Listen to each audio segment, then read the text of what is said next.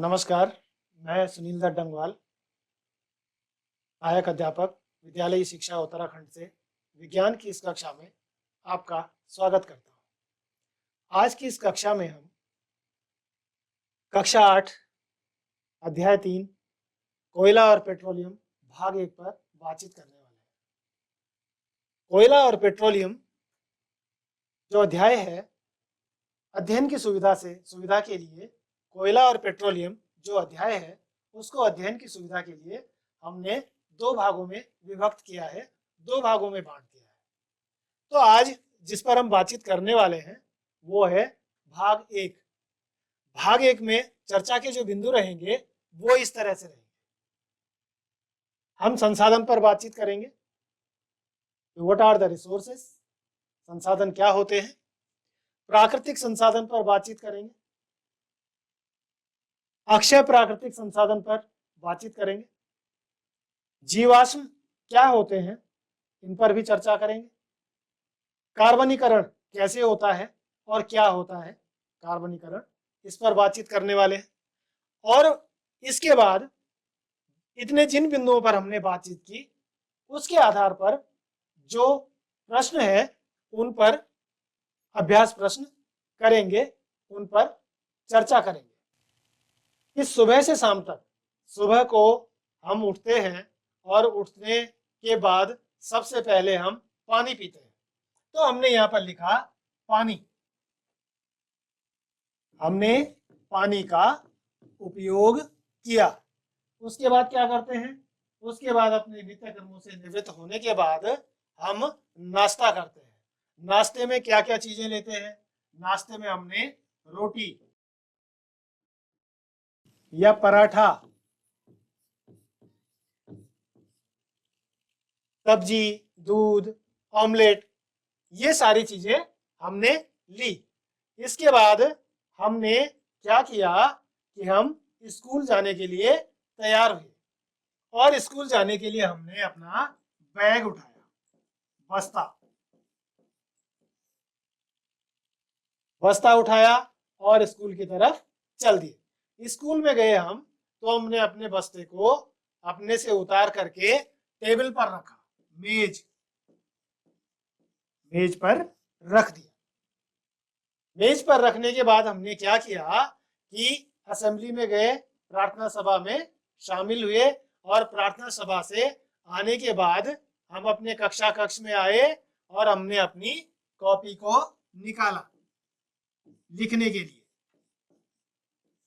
Copy के बाद हमने पेन निकाला।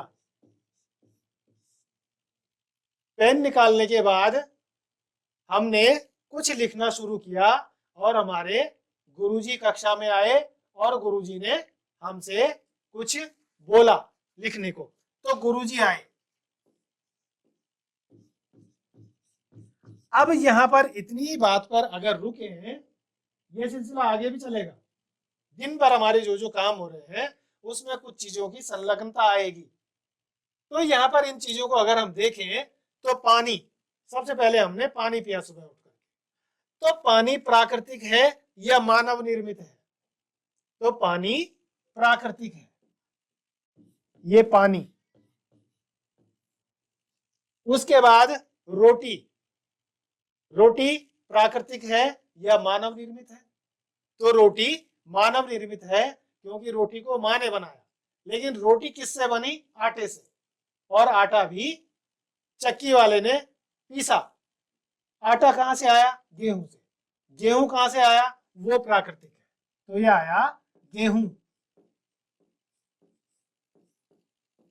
इसी तरह से यहाँ पर बहुत सारी चीजें, बस्ता किसी ने बनाया या प्राकृतिक है? तो बस्ता है मानव निर्मित, जो मनुष्य ने बनाया, बस्ता मानव निर्मित। उसके बाद मेज मानव निर्मित, ये मानव निर्मित के कॉलम में इसको लिख देते हैं मेज। तो इस तरह से इन चीजों का हमने श्रेणीकरण किया। अब यहाँ पर यह बात देखने वाली है कि प्राकृतिक चीजें वो हैं जिन्हें हम बना नहीं सकते, और मानव निर्मित वो चीजें हैं जिनको हम बना सकते हैं प्राकृतिक वस्तुओं को मॉडिफाई करके या प्राकृतिक वस्तुओं से सहायता प्राप्त करके। तो ये जो संसाधन है, संसाधन दो तरह के होते हैं, प्राकृतिक संसाधन और मानव निर्मित संसाधन। तो संसाधन को अब हम अगर परिभाषित करने की कोशिश करें, परिभाषित करना चाहें, तो इस तरह से कर सकते हैं कि हमारी आवश्यकताओं को पूरा करने वाली प्रत्येक वस्तु संसाधन कहलाती है। हमारी आवश्यकताओं की पूर्ति कैसे कर रहे थे ये चीजें? हमारी आवश्यकताओं की पूर्ति इस तरह से कर रहे थे, हमें सुबह पानी की जरूरत थी तो पानी पी लिया,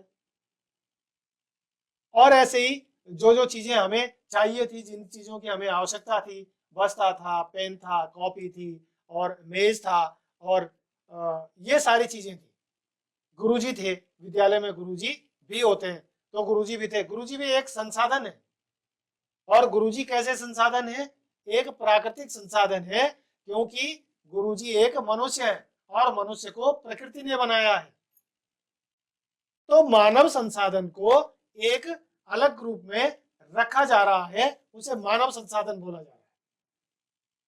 तो ये संसाधन है कि हमारी आवश्यकताओं को पूरा करने वाली प्रत्येक वस्तु संसाधन कहलाती है। और संसाधन दो प्रकार से हमने कैटेगराइज किए, उनका श्रेणीकरण किया कि संसाधन कुछ मानव निर्मित होते हैं और कुछ प्राकृतिक होते हैं।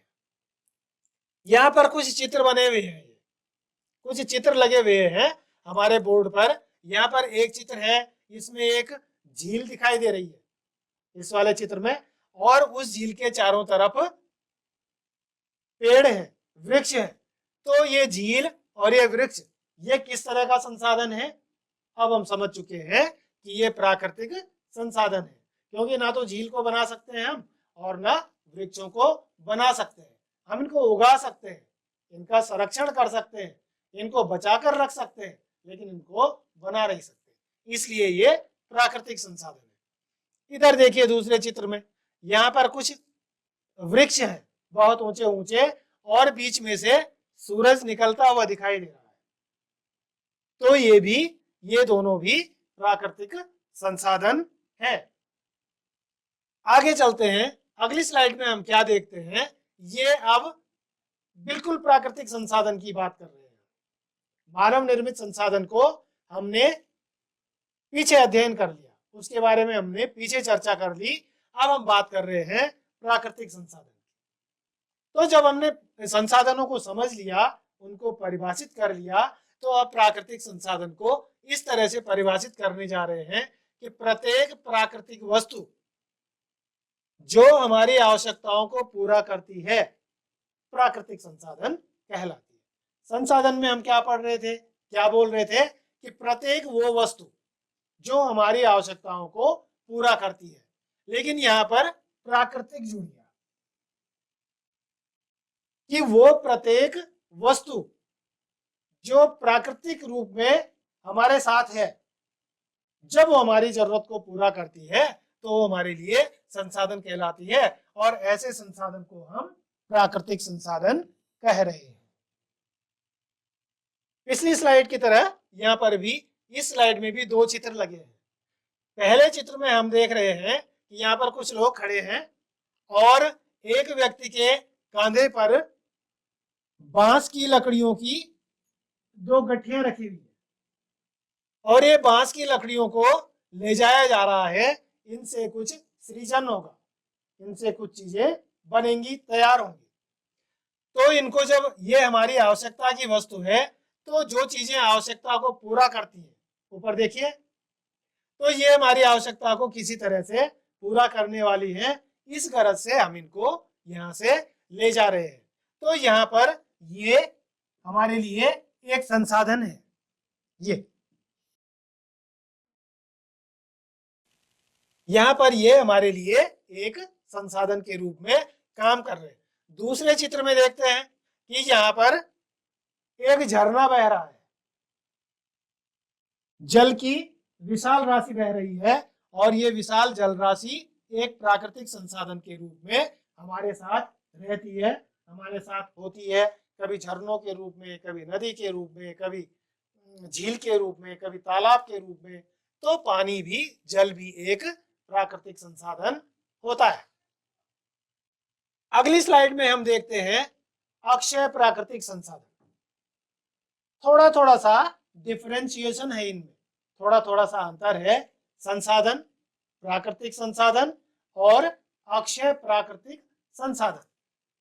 संसाधन वो थे जो हमारे जरूरतों को पूरा कर रहे थे। प्राकृतिक संसाधन वो थे ऐसी प्राकृतिक वस्तुएं जो हमारी जरूरतों को पूरा कर रही थी। अब अक्षय प्राकृतिक संसाधन, अक्षय हिंदी में अगर इसको देखें, अक्षय अ को हिंदी में नहीं बोला जाता है, नहीं। अगर अ किसी शब्द के आगे लग जाए तो इसका अभिप्राय है नहीं। और क्षय का मतलब है, क्षय का अभिप्राय है जो वस्तुएं समाप्त होने वाली होती है। अब समाप्त नहीं, ऐसे संसाधन जो कभी समाप्त नहीं होने वाले हैं उनको अक्षय प्राकृतिक संसाधन कहते हैं। तो ऐसे कोई संसाधन है क्या हमारे आसपास जिनका हम खूब उपयोग करते हैं और हमने उनको जब से देखा और जब से पढ़ा, जब से सुना, वो संसाधन उसी रूप में हमारे साथ विद्यमान है सदियों से, युगों से। तो यहाँ पर इस स्लाइड में एक चित्र लगा है और इस चित्र में क्या लगा है, इस चित्र को हमने हमेशा बिल्कुल इसी तरह से देखा है और ये यहाँ पर सूर्य का चित्र है, चमकते हुए सूर्य का चित्र लगा है। तो चमकते हुए सूर्य को या सूर्य को इस पृथ्वी पर ऊर्जा का प्राथमिक स्रोत माना जाता है। ये कहते हैं कि सूर्य से ही इस पृथ्वी पर जिन जिन प्राणियों को, जिन जिन वस्तुओं को ऊर्जा की जरूरत पड़ती है सूर्य से ही मिलती है। और ये सूर्य की ऊर्जा क्षय नहीं हो रही है, इसमें जितनी ऊर्जा थी उतनी ऊर्जा लगातार बनी आ रही है, चली आ रही है।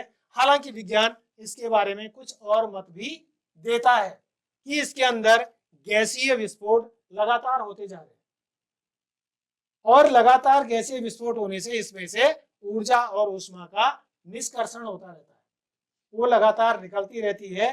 तो चर्चा इस बात पर है कि लगातार निकलती हुई ऊर्जा क्या कभी खत्म भी हो जाएगी, क्या कभी क्षय हो जाएगी। लेकिन अभी इस बारे में किसी निष्कर्ष तक नहीं पहुंचा जा सका है। अभी ये मानना है, सर्वमान्य मत ये है कि सूर्य हमारे बीच में इस भूमंडल पर ऊर्जा का अक्षय स्रोत है। तो ऐसे प्राकृतिक संसाधन जो क्षय नहीं होते हो, जो कम नहीं होते हो, जो घटते नहीं हो, जो समाप्त होने वाले नहीं है, उनको अक्षय प्राकृतिक संसाधन कहते हैं। और इसका सबसे बड़ा उदाहरण हमारी इस स्लाइड में लगा हुआ ये सूर्य का चित्र है। अगली स्लाइड में देखते हैं खदान या खान। अब हम चलते हैं उन संसाधनों पर जो हमें हमारे कार्यों को आसान करने में, हमारे जीवन को सरल बनाने में सहायता करते हैं। तो यहाँ पर पहले हम उस पर जाने से पहले एक चित्र देखते हैं। ये यहाँ पर एक चित्र लगा है, इसमें लिखा है खदान या खान, माइन, जिसको माइन कहते हैं। ये खाने वो होती हैं जो धरती के अंदर खोदी जाती हैं और इन खानों में से बहुत सारे पदार्थ निकलते हैं और वो पदार्थ हमारे जीवन में बहुत काम करते हैं, हमारे जीवन को सरल बनाने का काम करते हैं। इस पर फिर लौटेंगे, जरा देखते हैं आगे क्या बोला जा रहा है। इन खानों के अंदर से तेल के भंडार निकलते हैं, धरती में खुदाई करके तेल के भंडार निकलते हैं और ये तेल का जो अकरेंस है, ये तेल की जो पावती है या तेल का जो पाया जाना है, वो इस तरह से निकलता है। कैसे निकलता है? जब हम धरती की डिगिंग करते हैं, जब हम धरती को खोदना शुरू करते हैं तो एक खुदाई के बाद यहाँ पर सबसे पहले सबसे ऊपर गैस मिलता है। वो गैस जो हमें रसोई गैस के सिलेंडर में भरा हुआ मिलता है, वो गैस सबसे पहले धरती की खुदाई करने में सबसे ऊपर वाले स्ट्रेटा में ये मिलता है। उसके बाद गैस के बाद दूसरा स्ट्रेटा, दूसरा जो स्तर आता है वो तेल का मिलता है। हम सब ये जानते हैं कि द्रवों से ज्यादा हल्की गैसें होती है, इसलिए गैस का ऊपर मिलना इसलिए संभव होता है।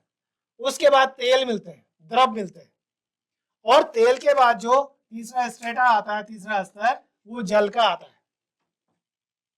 तो इस तरह से इसके अंदर, धरती के अंदर जब हम खुदाई करते हैं तो इस तरह से इन चीजों का पाया जाना होता है।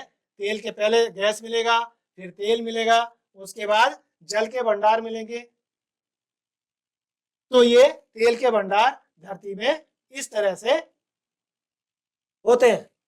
यहां पर हम देखते हैं कि इसे भी हमें जानना चाहिए। क्या जानना चाहिए? कि लगभग 300 मिलियन वर्ष पूर्व पृथ्वी पर घने वन थे। अब हम एक तरह से तेल की कहानी को जानने की कोशिश कर रहे हैं कि तेल बनता कैसे है, तेल बना कैसे है, वो धरती के अंदर आया कहां से, वो वहां जमा कैसे हो गया। तो लगभग 300 मिलियन वर्ष पूर्व, 300 मिलियन, 300 वर्ष और 300 मिलियन वर्ष में फर्क समझने की कोशिश करेंगे कि 300 मिलियन वर्ष पूर्व धरती पर घने वन थे। बहुत सारे स्थानों पर धरती पर घने वन थे, जैसे आज भी है कुछ जगहों पर। बाढ़ जैसी प्राकृतिक आपदा के कारण ये वन मृदा के नीचे दबकर मृदा जम जाने से संपीड़ित हो गए। प्राकृतिक आपदाएं आई, भूस्खलन हुआ, बाढ़ें आई, और वो जो वन थे वो पेड़ गिर करके जमीन में गिरे, और उसके बाद उनके ऊपर मिट्टी गिर गई, पत्थर गिर गए, चट्टानें गिर गई, और ऐसा होते होते वो नीचे की ओर और नीचे दबते चले गए। जब वो दबते चले गए तो उनके ऊपर दबाव बढ़ता चला गया, और जैसे जैसे दबाव बढ़ता चला गया और वो गहराई में जाते चले गए, वैसे वैसे उनका तापमान भी बढ़ने लगा। तो जब उन पर उच्च दाब और उच्च ताप, हाई प्रेशर और हाई टेम्परेचर, ये पड़ा, दोनों चीजें पड़ी, तो पृथ्वी के अंदर जो वो पेड़ पौधे थे उनका कार्बनाइजेशन हो गया, कार्बनीकरण हो गया। टेम्परेचर बहुत ज्यादा था, प्रेशर भी बहुत ज्यादा था, और इस वजह से उनका कार्बनीकरण हो गया, कार्बोनाइजेशन हो गया। और इस कार्बोनाइजेशन की प्रक्रिया से वो कोयले में और गैसों में परिवर्तित हो गए। अब हमारी समझ में आ गया कि जो तेल, गैस और कोयला है ये धरती के अंदर कहां से आता है। तो इस तरह से वे परिवर्तित हो गए, और इस प्रकार के कोयले को जीवाश्म ईंधन कहते हैं। जीवाश्म ईंधन, कोयले को जीवाश्म ईंधन, गैस को जीवाश्म गैस, तेल को जीवाश्म तेल। जीवाश्म, जीवों के अंश। जीव कौन से? उनमें कुछ पेड़ पौधे थे, कुछ जीव जंतु थे जो दबकर वहीं मर गए, और वहीं उनके ऊपर मिट्टी और पत्थरों की परतें चढ़ती चली गई। तो उनके जो अंश से उच्च दाब और उच्च ताप पर कार्बनीकरण हुआ, और उस कार्बनीकरण के होने से तेल बना उनका, गैस बन गया उनका, और वो कोयले में, पेड़ जो बड़े बड़े वृक्ष थे वो कोयले में परिवर्तित हो गए। ये तेल की कहानी। इस तेल की कहानी को भी, जैसा हमने सुनाया, अपनी तरह से, अपने शब्दों में, अपनी अभ्यास पुस्तिका में जरूर लिखेंगे, और अपने घर में चर्चा करके भी इस कहानी को आगे बढ़ाने की कोशिश करेंगे कि उन लोगों ने और हम लोगों ने इस कार्बोनाइजेशन के बारे में, या कोयले के बनने के बारे में, या तेल के बनने के बारे में और क्या क्या सुना है, उसको भी इसमें लिखने का प्रयास करेंगे। इसको भी जानते हैं। And what is this? ये क्या है? कि विश्व का पहला तेल का कुआं, जब तेल के लिए खुदाई हुई होगी तो विश्व में सबसे पहले तेल का कुआं सन 1859 में या 19वीं सदी में, 19वीं सदी में, इस समय कौन सी सदी चल रही है? इस समय 21वीं सदी चल रही है। 2023 में हम 2000 साल पूरे हो गए और 21वीं सदी चल रही है। तो 1859 19वीं सदी थी, आज से लगभग 200-250 साल पहले पेंसिल्वेनिया में, जो कि अमेरिका में एक जगह पड़ती है पेंसिल्वेनिया, वहां पर लगभग 200 से 250 साल पहले तेल के लिए कुएं खोदे गए थे। पहला कुआं जो खोदा गया था दुनिया में वो 1859 में खोदा गया था।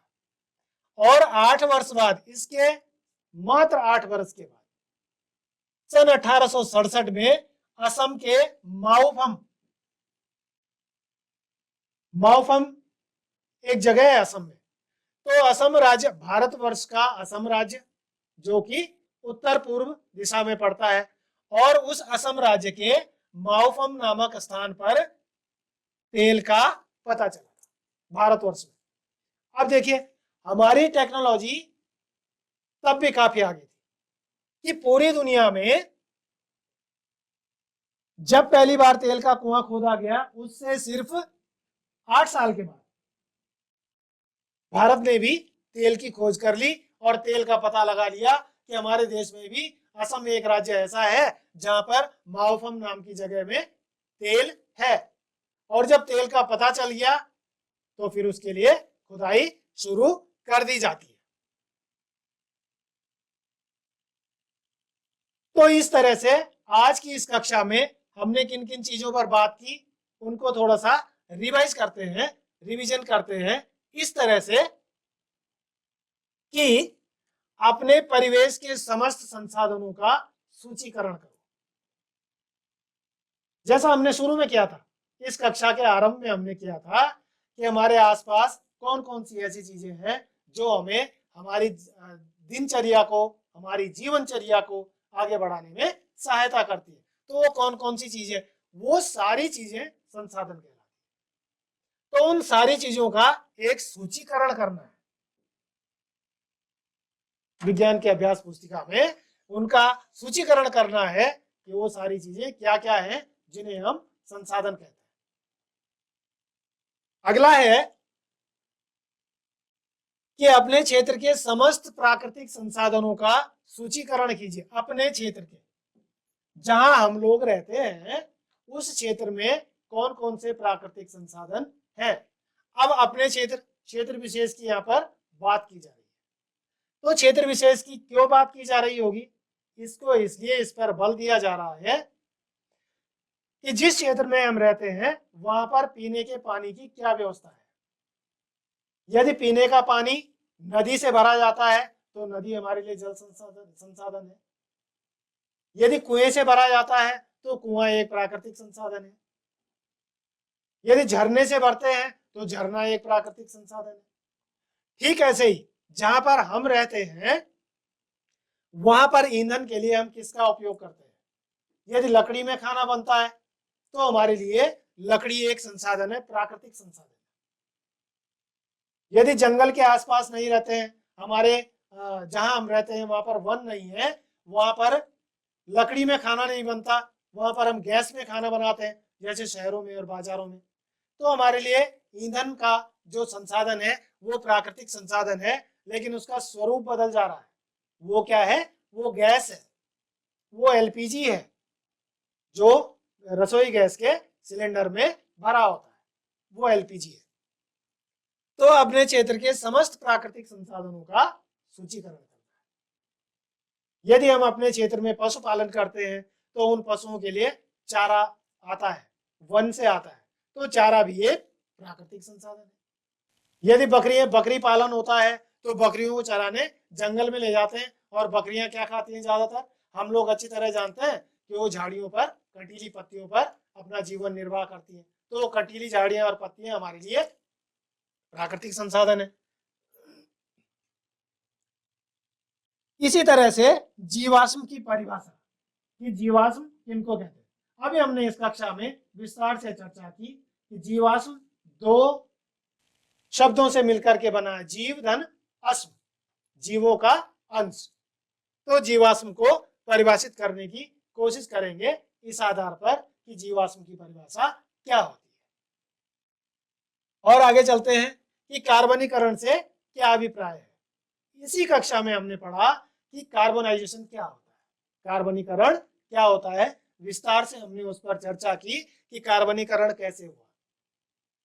कोयला, गैस, तेल, ये सारी चीजें कैसे बनी, एक कार्बनीकरण की प्रक्रिया के फलस्वरूप ये चीजें बनी, इन चीजों का निर्माण हुआ। तो इस कार्बनीकरण से क्या अभिप्राय है, अपने शब्दों में विस्तार से अपनी अभ्यास पुस्तिका में लिखना है। हमने आज की इस कक्षा में जो चर्चाएं की, जिन बिंदुओं पर हमने आज की इस कक्षा में चर्चा की, उन बिंदुओं में संसाधनों को जाना, उनको परिभाषित किया। परिभाषित करने से पहले हमने विस्तार से संसाधनों की चर्चा की, प्राकृतिक संसाधनों को जाना। जब हम समझ गए कि संसाधन क्या होते हैं, तो प्राकृतिक संसाधनों को समझ गए कि प्रकृति प्रदत्त वे सारी चीजें जो हमारे जीवन में काम आती हैं, वो प्राकृतिक संसाधन है। Those all are the natural resources. Akshay प्राकृतिक संसाधन, रिन्यूएबल नेचुरल रिसोर्सेज, ऐसे प्राकृतिक संसाधन जो कभी खत्म नहीं हो। उनका हमने एक उदाहरण भी दिया इसी कक्षा में, और वो उदाहरण क्या था, याद कीजिए तो वो उदाहरण था सूर्य। सूर्य एक ऐसा स्रोत है ऊर्जा का जो कभी खत्म होने वाला नहीं है। जीवाश्म पर हमने बातचीत की, और हमने बातचीत की कार्बनीकरण पर कि कार्बनीकरण क्या होता है। गृह कार्य के तौर पर हम देखते हैं अपनी उत्तर पुस्तिका में लिखेंगे क्या क्या लिखेंगे कि अपनी दिनचर्या में काम आने वाली प्राकृतिक वस्तुओं की सूची बनाइए। थोड़ा सा ध्यान इस बात का रखेंगे कि मानव निर्मित कौन सी चीजें होंगी जो हमने अभी चर्चा की, और प्राकृतिक चीजें कौन सी होंगी उनके बारे में भी हमने विस्तार से चर्चा की। तो यहाँ पर सिर्फ उन चीजों की सूची बनानी है जो प्राकृतिक वस्तुएं हैं।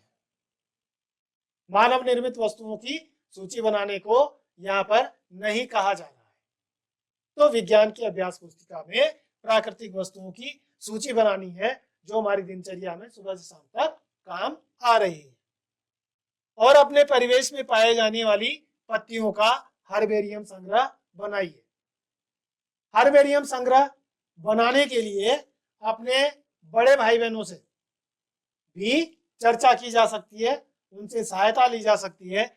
हर्बेरियम बनाने से हमें थोड़ा सा उस बात का अंदाजा लग पाएगा, उस बात का अनुभव हो पाएगा कि जीवाश्म कैसे बनते हैं और जीवाश्म कैसे दिखते हैं। तो हर्बेरियम संग्रह बनाने की कोशिश करेंगे अपने आसपास पाई जाने वाली सभी वनस्पतियों की पत्तियों का। इस कक्षा में हमने कुछ चित्र तो बाहर से लिए हैं और कुछ चित्र एनसीईआरटी की बुक से लिए हैं, उसकी पाठ्य पुस्तक से, आप लोगों की जो कक्षा की 8 की पाठ्य पुस्तक है उससे लिए हैं, और उसी से ये टेक्स्ट भी लिया है। तो विज्ञान की इस कक्षा में, जिसमें आज हमने कोयला और पेट्रोलियम भाग 1 पर कुछ बिंदुओं पर विस्तार से चर्चा की, इस कक्षा में हमने इन बिंदुओं पर चर्चा की। आज की इस कक्षा में बस इतना ही। अगली कक्षा में फिर से मिलते हैं, तब तक के लिए धन्यवाद, नमस्कार।